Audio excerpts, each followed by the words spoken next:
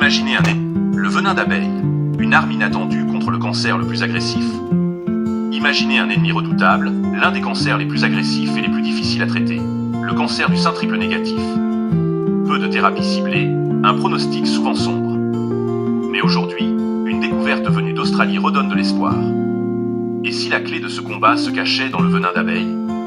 Des chercheurs australiens, dirigés par la docteure Ciara Duffy-Burt, ont étudié une molécule bien particulière, la mélitine, le principal composant actif du venin d'abeille. Leurs résultats sont stupéfiants.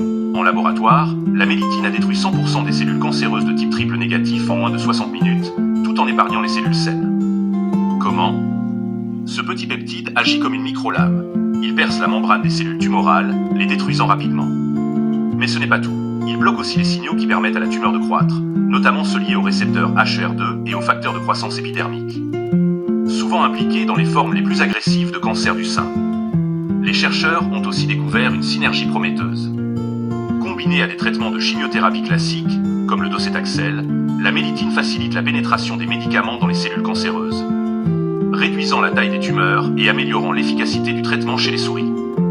Autre point positif, la mélitine peut être fabriquée en laboratoire. Cela évite de prélever directement du venin aux abeilles, garantissant un procédé durable et reproductible.